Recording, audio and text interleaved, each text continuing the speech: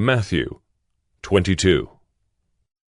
And again Jesus spoke to them in parables, saying, The kingdom of heaven may be compared to a king who gave a wedding feast for his son, and sent his servants to call those who were invited to the wedding feast. But they would not come.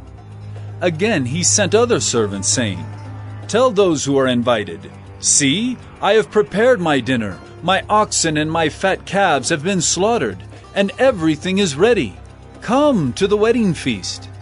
But they paid no attention and went off, one to his farm, another to his business, while the rest seized his servants, treated them shamefully, and killed them. The king was angry, and he sent his troops and destroyed those murderers and burned their city. Then he said to his servants, The wedding feast is ready, but those invited were not worthy.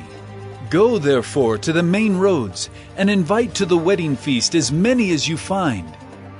And those servants went out into the roads, and gathered all whom they found, both bad and good, so the wedding hall was filled with guests. But when the king came in to look at the guests, he saw there a man who had no wedding garment. And he said to him, Friend, how did you get in here without a wedding garment? And he was speechless. Then the king said to the attendants, Bind him hand and foot and cast him into the outer darkness. In that place there will be weeping and gnashing of teeth. For many are called, but few are chosen. Then the Pharisees went and plotted how to entangle him in his words. And they sent their disciples to him, along with the Herodians, saying, Teacher, we know that you are true and teach the way of God truthfully, and you do not care about anyone's opinion, for you are not swayed by appearances. Tell us then what you think. Is it lawful to pay taxes to Caesar or not? But Jesus, aware of their malice, said, Why put me to the test, you hypocrites? Show me the coin for the tax. And they brought him a denarius. And Jesus said to them, Whose likeness and inscription is this?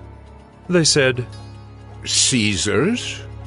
Then he said to them, Therefore, render to Caesar the things that are Caesar's, and to God the things that are God's.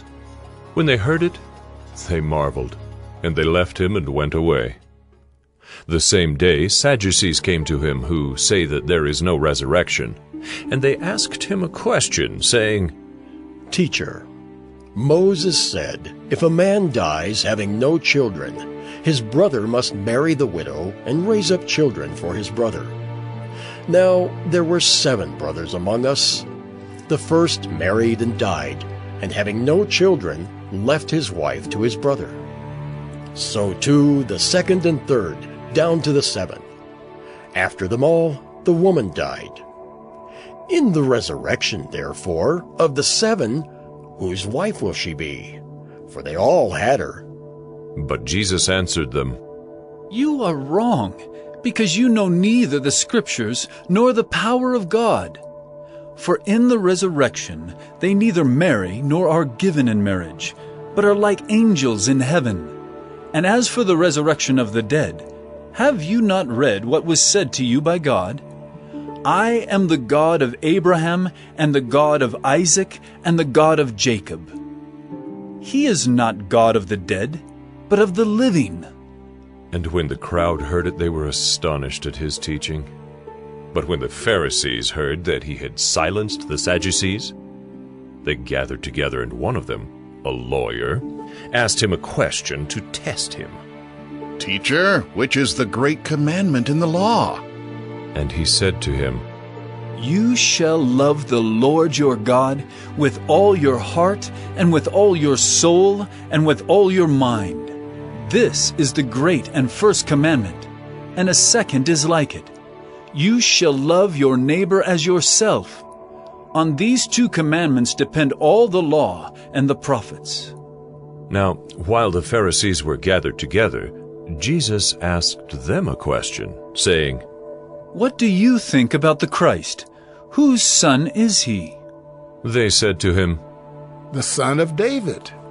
He said to them, "How is it then that David, in the Spirit, calls him Lord, saying, 'The Lord said to my Lord, Sit at my right hand, until I put your enemies under your feet'?